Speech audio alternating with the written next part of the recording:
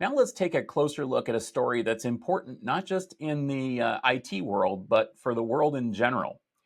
The Cybersecurity and Infrastructure Agency, or CISA, for the United States, has just released a comprehensive guide to bolster operational security, what we in the biz call OPSEC, for elections officials.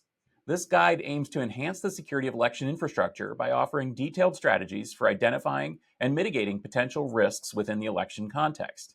Now, no matter where you are on the political spectrum and where you live in the world, I'm sure that you have heard about election related risks. This is a very, very common topic that people are talking about everywhere. And it's one of the things I think that people are genuinely very concerned about. I think there's a lot of concern in this day and age when people constantly hear about how the computers are down, or somebody hacked my Facebook account, or hackers this, ransomware that. I think a lot of them are genuinely, honestly, earnestly worried that someone could do something that would upset the election. Now, it's really great that the United States has a government agency that's specifically focused on countering nation state attackers. It's really great that this agency, from at least my perspective, is staffed by incredible people who are dedicated to doing this job. What does this say, Jack? Let's start with that. What are they recommending in the guide that we would use to combat election risks? Well, I think the first thing that's good is the guide covers both sort of the technical and the non-technical. And it's really a high-level guide. It's only 6 pages, but it's really looking at the steps you would take about information security in general, understanding what is your critical information, what's your sensitive information, knowing where it is, looking at ways to protect it by understanding what the attacker's viewpoint is going to be. How is somebody going to use this information in a way that they shouldn't? How are they going to access it, use it, publish it? What are the threat models involved? And then how do you protect against those threat models? And how do you put in place programs and training to protect your system? And like I said, this applies not only to election security, but to anything involving information, and it's information security. And operational security is how do you run your operations? So we're talking also about how do election officials think about the election process and how do they manage that? From a technical perspective, I think, you talked a little bit about the fear people have, and it's really a fear of the unknown. Right now, particularly in the US, that the election systems are run primarily through electronic devices, and it's a closed environment. It's not publicly available what the systems are, how secure they are. There's very little information available. So there's a lot of fear of the unknown, and fear that, well, if they can hack my Facebook account, they can hack the election system, as you mentioned. So I think the first step that CISA has taken is to start talking about this publicly and saying we are thinking about these issues, and we are publishing and instructing election officials on how to think about it and how to manage the security of the election system. So, looking at the guide, one of the things that jumps out at me as a watcher of technology and also a watcher of politics is how non-political this guide is.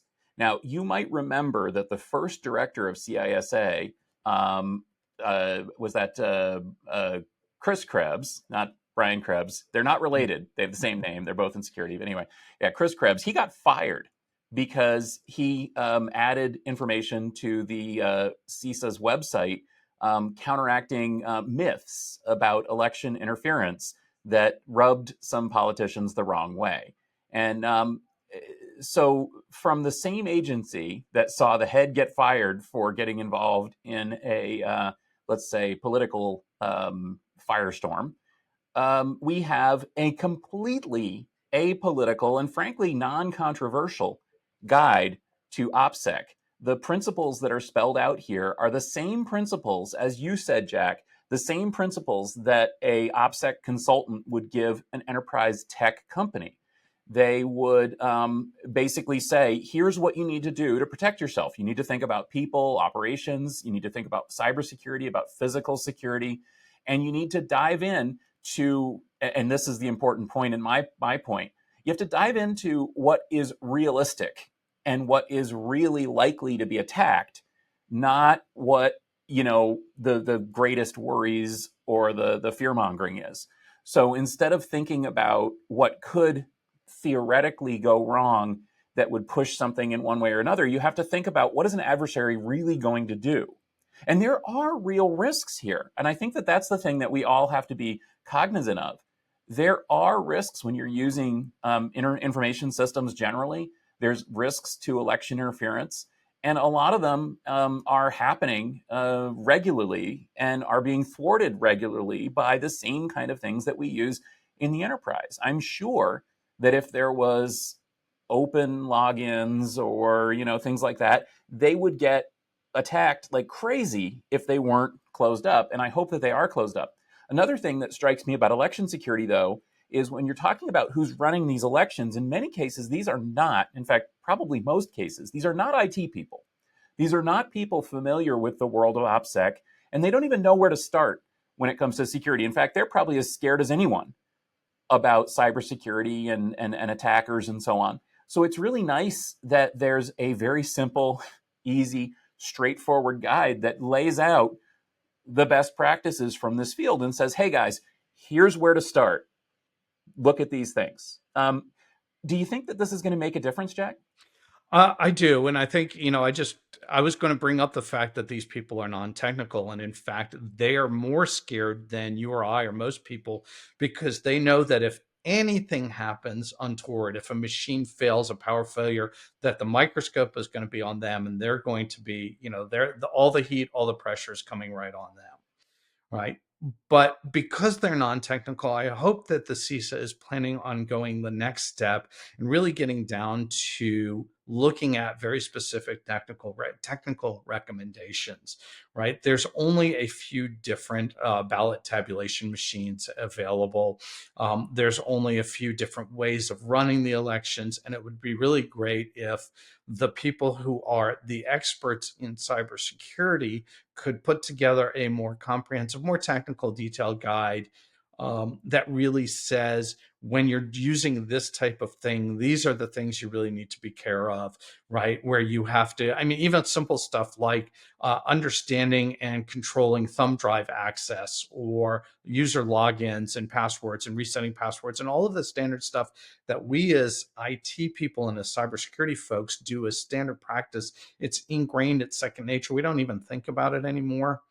But the non-technical people who are elections officials who have to deal with politicians as their bosses, who are very concerned about only one thing, and that's did they win or did they lose the election? And if they lost the election, how can they fight against it? Right? We have to provide more tools and more technology for these people to, or I should say, not technology, but more guidelines about the tools and technology for them so that they can really um, build a level of trust in the system for the public at large. Now, there's a challenge though, and that is that if you read the recommendations that they have, I'm concerned that some of these might have the opposite effect, that some of these might actually undermine the trust that the public has in the system. And so, for example, if you look at the application of OPSEC countermeasures section and the things that they suggest, a lot of these are things that kind of run counter to the sort of transparency that people in a democracy want from their elected officials and bureaucrats. Essentially, things like, don't talk about your job, don't let people know that you're monitoring elections, don't, lock down your social media accounts. Don't you have a bumper sticker that says where you work? Watch out for talking about things in public. I think a lot of people might feel that these sorts of recommendations are kind of acting counter to the way that they want government to be. But that being said, I'm just going to come out right here and now. Bureaucracy can help in security.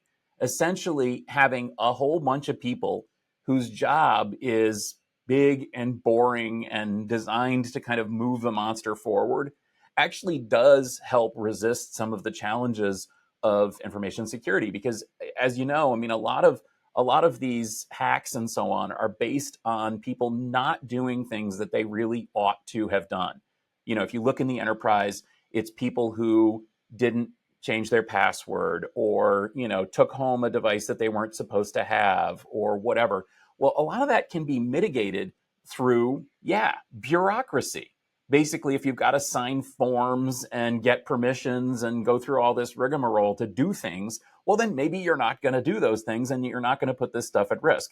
So it strikes me that on the one hand, we have recommendations that seem, well, a little deep state. And on the other hand, that may be exactly what we need in order to keep these things from happening. But of course, it's all in people's minds too. I don't know, Jack, do you want one last thought on this? Is this really going to happen? And what would it be the result of all this? Um, I think it is. When you say, is it really going to happen? I think, is security going to happen? And the answer is yes. There's enough focus on it today and enough concerns about it that we really are going to have a much more secure environment than we've ever had in the past. To me, the actual challenge isn't so much what we would actually call security through obscurity, which is really part of operational security. It's really much more, I'm much more concerned about um, politicians dissatisfied with the outcomes, making noise about it and raising unfounded fears simply because they're upset that they didn't win. And that's not a either that's an either side of the political spectrum or all sides of the political spectrum issue, and it has to do with just people who are, they are emotionally invested in this, and their entire persona and lives are invested in and millions of dollars, of course, invested in winning. And when they don't win, they look at any possible way that they can, particularly in close elections, where they can flip the results and win in the end. And that's, I think, probably our biggest risk today. Yeah, and ultimately, there may be no protecting ourselves from crybabies, except to know that it's going to happen. And ultimately, we got to stick to our guns and stick to our process. Really, that's sticking to the process is the best possible way to make sure that we get the outcome we need. Build a good process, stick to it. Yep.